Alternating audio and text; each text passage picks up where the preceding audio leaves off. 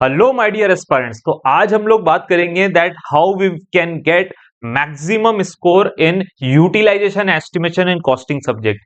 ये utilization estimation costing subject क्या है? तो गाइज ये आज के टाइम पर आरआरबी जेई और एसएससी जेई का मोस्ट स्कोरिंग सब्जेक्ट बन चुका है। लगभग इन पूरे पर्टिकुलर सबसे छोटे सब्जेक्ट में से आप लोगों का 10 मार्क्स, यानी कि ये आप लोगों का according to the syllabus minimum syllabus में से मैक्सिमम मार्क्स आज के टाइम पर कवर कर रहा है हमारे एसएससी जेई और आरआरबी जेई के अंदर। तो आप लोग इस पर्टिकुलर सब्जेक्ट से टोटल 10 क्वेश्चंस में से, या कहो तो टोटल 10 मार्क्स में से 10 मार्क्स कैसे ला सकते हैं, तो इसके लिए गाइज हमारी क्या स्ट्रेटेजी होनी चाहिए, इसी पर आज हम लोग बात करने वाले हैं। तो गाइज चलो शुरू करते हैं।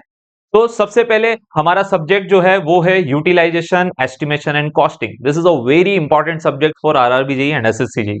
तो कैसे हमारी क्या स्ट्रेटेजी होनी चाहिए? तो टोटल स्टार्टिंग से चलें तो 3 स्टेप्स आप लोगों को सबसे पहले फॉलो करना है। सबसे पहले आप लोगों को अपने क्लास नोट्स के थ्रू शॉर्ट नोट्स बनाने हैं। तो सबसे पहला काम क्या करना है, पहले आप अपने कंप्लीट नोट्स यानी क्लास नोट्स को देखें और उनसे आप अपने इंपॉर्टेंट पॉइंट्स पिक करके आप अपने शॉर्ट नोट्स बनाएं। शॉर्ट नोट्स आपने बना लिए तो इसका मतलब आपका पूरा का पूरा एक बार क्लास नोट्स अच्छे से पढ़ा हुआ है और आपने उसको अच्छे से जो है वो समझ लिया है, याद कर लिया है।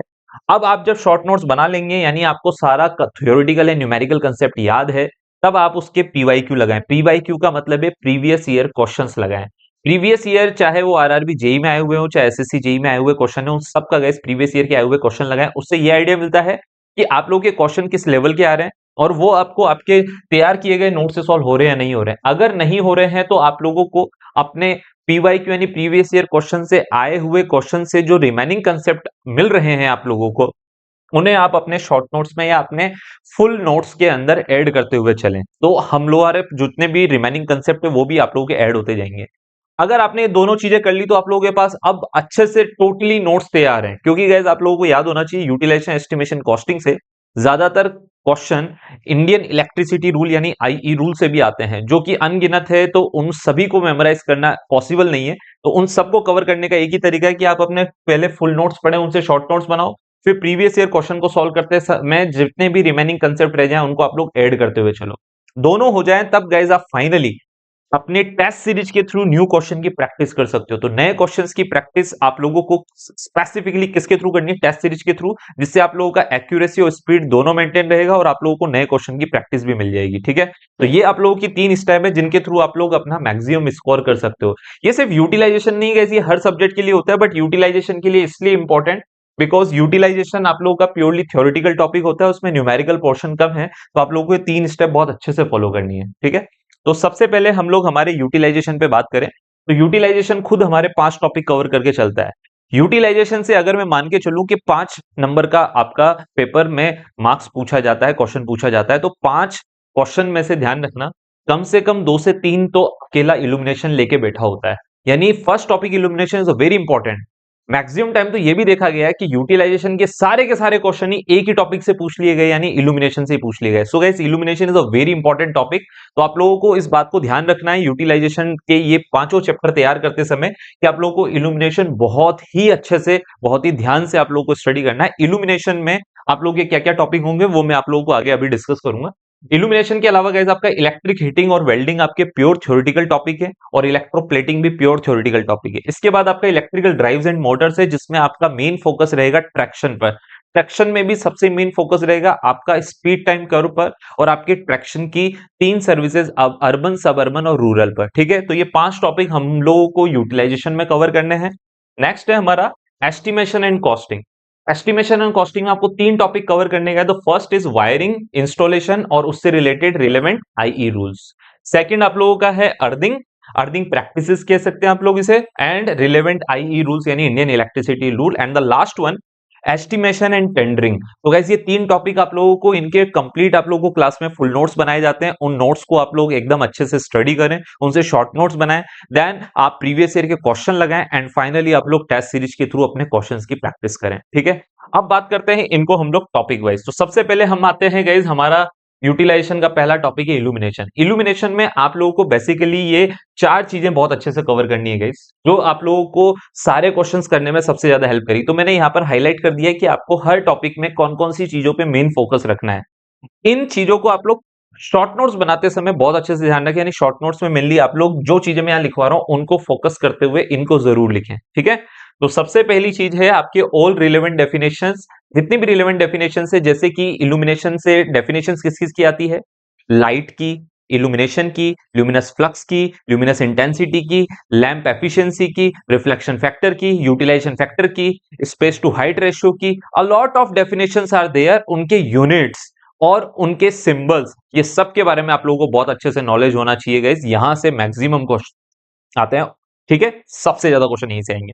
नेक्स्ट आप लोगों का यूनिट्स एंड सिंबल्स मैंने आप लोगों को बता दिया है। नेक्स्ट गाइस आपके न्यूमेरिकल, न्यूमेरिकल पोर्शन भी गाइस इल्यूमिनेशन से आने का सबसे ज्यादा चांसेस रहता है। न्यूमेरिकल पोर्शन के लिए आप लोगों को इल्यूमिनेशन के लोस पता होने चाहिए, दो लोज हैं हमारे, इनवर्स स्क्वायर लो और लंबर्स कोसाइन लो, इस पर काफी न्यूमेरिकल आता है, तो इल्यूमिनेशन का यहां से फॉर्मूला निकलता है E=I/R² cos थीटा, तो उस पर आप लोग अच्छा प्रैक्टिस करें। साथ ही साथ आप लोगों का MSCP यानी कि मीन स्फेरिकल कैंडल पावर पर भी न्यूमेरिकल्स आते हैं, और आपका लैंप एफिशिएंसी जिसका यूनिट आप लोगों का ल्यूमिस पर वॉट होता है, इस पर भी काफी न्यूमेरिकल है, तो न्यूमेरिकल्स को भी आप लोगों को यहाँ पे स्ट्रॉन्ग करना है, कौन से वाले टॉपिक में, इल्यूमिनेशन में, ठीक है। तो आप लोगों का डेफिनेशंस होगी, यूनिट सिंबल्स हो गए, न्यूमेरिकल्स वाला पोर्शन हो गया। लास्ट में गाइस पूरा इल्यूमिनेशन कंप्लीट करने के बाद, इल्यूमिनेशन किसकी वजह से होता है, लैंप या लाइट्स की वजह से। तो गाइस लैंप कितने टाइप के होते हैं ये आप लोगों को स्टडी करना है। तो लैंप गाइस बहुत सारे पढ़ोगे आप लोग, अपने फुल नोट्स में देखोगे तो कई तरह के लैंप है ना, हाई टेम्परेचर लैंप है, गैसियस डिस्चार्ज लैंप है, a lot of types of lamps are there. Sir इतने सारे लैंप्स का सर पूरा डेटा याद ही नहीं होता गाइस, पूरा डेटा याद करना ही नहीं है। 99% केस में सिर्फ आप लोगों को ये पूछा जाता है कि ये लैंप कौन सी जगह पर यूज होता है, तो सिर्फ आपको सभी लैंप का मेनली जो याद करना है गाइस, उनकी एप्लीकेशन याद करनी है कि कौन सी लैंप का यूज कहां पर है ना। तो बस इसका आप लोग बहुत अच्छे से ध्यान रखें कि आपको लैंप वाले टॉपिक में आपको सिर्फ उनकी मेनली एप्लीकेशन पे ज्यादा फोकस करना है। थोड़ा आगे बढ़ते हैं, इल्यूमिनेशन के बाद आए तो गाइस आपका इलेक्ट्रिक हीटिंग, हीटिंग को पढ़ते समय, इलेक्ट्रिक हीटिंग को पढ़ते समय गाइस अगेन आपको चार चीजों पे ध्यान देना है, मेनली तो तीन चीजें हैं। पहला आप लोगों को मोड ऑफ हीट ट्रांसफर, जिसमें तीन है आपका कंडक्शन, कन्वेक्शन, रेडिएशन, ये आपको बहुत अच्छे से पता होना चाहिए कि इन तीनों प्रोसीजर जो हैं वो एक्चुअल में करते क्या है, किस तरह से हीट का ट्रांसफर करते हैं, तो आप लोगों को थ्योरी लेक्चर में कंप्लीटली पढ़ाया जाता है। नेक्स्ट आप लोगों का टाइप्स ऑफ हीटिंग, तो गैस दो तरह की हीटिंग हम लोग यूज करते हैं या पढ़ते हैं, पावर फ्रीक्वेंसी हीटिंग और आप लोगों का हाई फ्रीक्वेंसी हीटिंग। आपके हाई फ्रीक्वेंसी हीटिंग में हम तीन हीटिंग पढ़ते हैं गाइस, जो कि सबसे इंपॉर्टेंट है, that was what, induction heating, next आप लोगों का एडी करंट हीटिंग, और तीसरा आप लोगों का डाइलेक्ट्रिक हीटिंग। इसमें guys dielectric heating is a very very important part, तो डाइलेक्ट्रिक हीटिंग को आप लोग तैयार करो, तो इसका मतलब आप लोगों का हीटिंग का 50% पार्ट कवर हो गया, because dielectric heating is a very important component. Electric heating के बाद आते हैं इलेक्ट्रिक वेल्डिंग पर, तो वेल्डिंग में भी हमारे पास चार टॉपिक है, स्पेसिफिकली इसमें मेन वेल्डिंग के टाइप्स ही हैं, तीन टाइप की वेल्डिंग है गाइस, रेजिस्टेंस वेल्डिंग है, आर्क वेल्डिंग है और रेडिएशन वेल्डिंग है। स्पेसिफिकली अगर आप इसमें देखें तो आर्क वेल्डिंग को बहुत अच्छे से पढ़ के जाएं, arc welding is very very important. और दूसरा रेजिस्टेंस वेल्डिंग के गाइस खुद के टाइप्स, जो कि चार टाइप की होती है, butt welding, seam welding, projection welding and आप लोगों का फ्लैश वेल्डिंग, है ना। तो इस तरह से आपके पास चार तरह की वेल्डिंग है, तो आप इन्हें जरूर देखकर जाएं कि रेजिस्टेंस वेल्डिंग के टाइप्स क्या हैं और आर्क वेल्डिंग के टाइप्स क्या हैं, ठीक है। These are very very important. चलते हैं नेक्स्ट, तो नेक्स्ट हमारा टॉपिक है गाइस इलेक्ट्रोप्लेटिंग। इलेक्ट्रोप्लेटिंग गाइस एक बहुत ही सिंपल प्रोसीजर है, तो बस उसका प्रोसेस या उसका कंसेप्ट पता होना चाहिए। प्रोसेस में क्या है, इलेक्ट्रोप्लेटिंग में हमारे पास डीसी सोर्स यूज होता है, एनोड किसको बनाते हैं, जिस पर प्लेटिंग करनी है, कैथोड किसको बनाते हैं, जिस की प्लेटिंग करनी है, किसमें डुबोते हैं, इलेक्ट्रोलाइट सॉल्यूशन में। तो ये जो इसका सिंपल प्रोसीजर है, इसको सिर्फ आप याद रखें। एनोड पर क्या होता है, एनोड पर आपका इलेक्ट्रॉन को त्यागा जाता है, यानी इलेक्ट्रॉन का ऑक्सीडाइजेशन होता है, आपके कॉपर मटेरियल का इलेक्ट्रॉन उत्सर्जित यानी अमिट किए जाते हैं, और आपके कैथोड पर उन्हें एब्जॉर्ब किया जाता है, गेन किया जाता है वापस, है ना। तो इसका सिंपल प्रोसीजर क्लास में पढ़ाया हुआ है, so just go through that. हमारे लास्ट टॉपिक जो यूटिलाइजेशन का आता है वो है गाइस आपका इलेक्ट्रिकल ड्राइव्स एंड मोटर। इसमें सबसे पहले तो मैं आपको बता दूंगा, इसमें सबसे मेन आपको ट्रैक्शन पढ़ना है। ट्रैक्शन में खुद के टोटल चार टॉपिक आपको बहुत ध्यान से पढ़ना है। पहला है आपके ट्रैक्शन में कितने तरह के सप्लाई सिस्टम यूज करते हैं। हम लोग डीसी सिस्टम यूज करते हैं, एसी के लिए हम लोग single phase AC low frequency system, single phase AC high frequency system, फिर थ्री फेज सिस्टम हम लोग स्टडी करते हैं, फिर सिंगल फेज का थ्री फेज में कन्वर्जन हम लोग पढ़ते हैं जिसे कैंडो सिस्टम कहते हैं। तो अलॉट ऑफ सप्लाई सिस्टम्स जो हम लोग यहाँ हमारे ट्रैक्शन सप्लाई सिस्टम में यूज करते हैं। तो आप लोगों को उन सभी सप्लाई सिस्टम का वोल्टेज और फ्रीक्वेंसी पता होना चाहिए, जो आप लोगों को क्लास नोट्स में लिखाया हुआ है। नेक्स्ट, स्पीड टाइम कर्व का बहुत अच्छे से एक्सप्लेनेशन पता होना चाहिए कि कहां पर एक्सेलरेशन हो रहा है, कहां फ्री रनिंग हो रही है, कहां कॉस्टिंग हो रही है और कहां ब्रेकिंग हो रही है। इन चारों चीजों का अच्छे से एक्सप्लेनेशन आपको स्पीड टाइम कर्व के बारे में करवाया जाता है नोट्स में, तो उसको आप अच्छे से पढ़ें। साथ ही साथ गाइस नेक्स्ट आता है आपके ट्रैक्शन सर्विसेज, जो मैंने आप लोगों को बताया guys, these are the most important part of the traction. Traction services में हम तीन तरह की सर्विस पढ़ते हैं, अर्बन सर्विस, सब अर्बन और रूरल। यानी इन तीनों सर्विसेज के आपको पता होना चाहिए। हम लोग स्पीड टाइम कर्व के दो अप्रोक्सीमेट ग्राफ बनाते हैं, quadrilateral graph and trapezoidal graph. Trapezoidal में हमारा कॉस्टिंग हमारा एब्सेंट रहता है और क्वाड्रिलेटर में हमारा फ्री रनिंग एब्सेंट होता है। तो आपको ट्रैक्शन सर्विसेज से क्वेश्चन ये आते हैं कि आपके अर्बन में आपका कौन सा जो है वो पार्ट एब्सेंट रहता है, यानी फ्री रनिंग क्या होती है, एब्सेंट होती है, आपको पता होना चाहिए अर्बन के अंदर, और आपकी कॉस्टिंग नेग्लिजिबल होती है। इसके बाद हम लोग सब अर्बन में जाएंगे तो आप लोगों का फ्री रनिंग वहां भी नहीं होता बट लार्ज कॉस्टिंग होती है। रूरल में जाओगे तो लार्ज फ्री रनिंग और लार्ज कॉस्टिंग होती है। तो ये सब इसके मेन रिमार्क्स हैं जो आप लोगों को क्लास नोट्स में लिखाए गए हैं, तो उनको आप लोग अच्छे से पढ़ के जाएं। ध्यान रखिएगा, इस traction service are very important. Last है गाइस आपका ट्रैक्टिव एफर्ट। तो तीन तरह के हम लोग फोर्स अप्लाई करके हमारे व्हील्स को मूव कराते हैं, जिसे ट्रैक्टिव एफर्ट कहते हैं, या कोफिशिएंट ऑफ अधेशन से भी हम लोग इसको रिप्रेजेंट करते हैं। तीनों फोर्स के फॉर्मूलाज पता होना चाहिए। एक होता है एक्सेलरेटिंग फोर्स, दूसरा force against the gravity, and the third one is force against the resistance between आप लोग का ट्रेन एंड रेल। क्लियर है? तो आप लोगों को ये सब नोट्स में कवर करवाया हुआ है, so just go through that particular this one. Next थोड़ा सा चलते हैं गाइस एस्टिमेशन एंड कॉस्टिंग। तो मैं उसको यहाँ पर आपके कंटिन्यूटी में ही बताऊं तो हमारे एस्टिमेशन और कॉस्टिंग में पहला टॉपिक है wiring, installation and I rules. Wiring में गाइज आपको सबसे पहले तो आपके वायरिंग के टाइप्स पता होना चाहिए, जैसा कि हम 5 तरह की वायरिंग पढ़ते हैं। क्लिट वायरिंग, देन आपको casing and capping wiring, then आपका बैटन वायरिंग, देन आपका लेड शीट वायरिंग, और पांचवा जो कि सबसे इंपॉर्टेंट है that is known as a conduit wiring. Conduit wiring खुद तीन टाइप का होता है, as I think you know about that conduit wiring. हमारे पास तीन टाइप का, surface conduit wiring, concealed conduit wiring and flexible conduit wiring. और कंडुइट्स कितने टाइप के होते हैं, मेटालिक और नॉन मेटालिक। तो आपको सबसे मेन पांचों टाइप की वायरिंग में गाइस कंडुइट वायरिंग बहुत अच्छे से पता होना चाहिए। मैक्सिमम क्वेश्चन कंडुइट वायरिंग से पूछे जाते हैं। तो मेरा इस पर्टिकुलर वीडियो में आप लोगों को यही मेन बताने का है कि आपके कौन से पार्ट सबसे इंपॉर्टेंट है एंड आपको किस पे ज्यादा फोकस करना है। ठीक है गाइस? नेक्स्ट हम लोग आपको सभी वायरिंग की एप्लीकेशंस गाइस जो है वो पता होनी चाहिए। जैसे कि क्लिट वायरिंग को हम टेम्परेरी पर्पस के लिए यूज करते हैं। सबसे गुड लुकिंग वायरिंग कौन सी होती है आप लोगों की, कॉन्सिल्ड कंडुइट वायरिंग, जो प्लास्टर के नीचे छुपा दी जाती है ना। तो ये सब आपको जो है आपके क्लास नोट्स में लिखवाया हुआ है। नेक्स्ट आपको गाइस सभी वायरिंग के एडवांटेज और डिसएडवांटेज बहुत अच्छे से पता होना चाहिए। आप लोगों को ये पता होना चाहिए कि आपकी केसिंग कैपिंग वायरिंग में पहले ये लकड़ी की बनाई जाती थी, बट लकड़ी में दीमक लगने का चांसेस होता था, इसलिए अब ये प्लास्टिक की बनाई जाती है ना।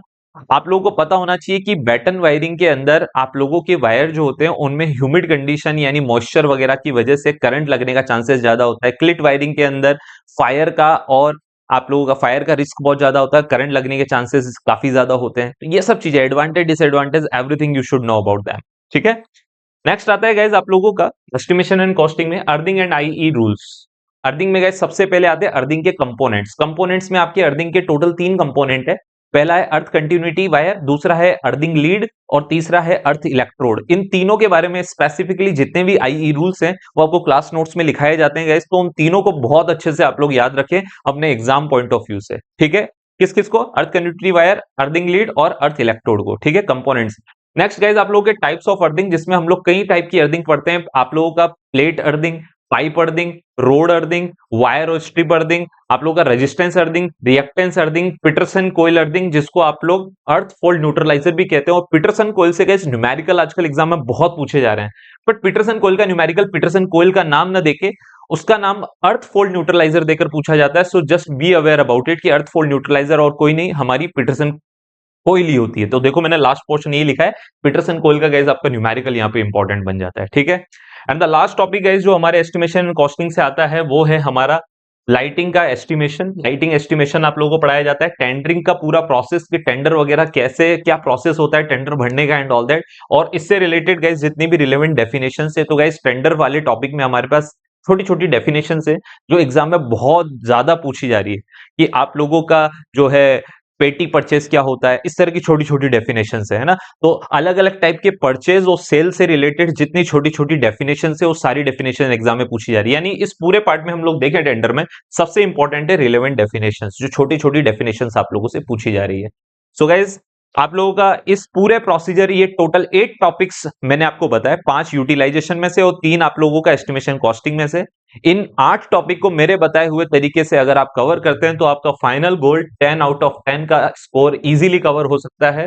एंड मेरे ख्याल से I think this video is very helpful for you and thank you from my side. मिलते हैं गाइस जल्द ही आप लोगों के नेक्स्ट अच्छे से सेशन के लिए और आपके तैयारी को और बूस्ट करने के लिए। Thank you guys.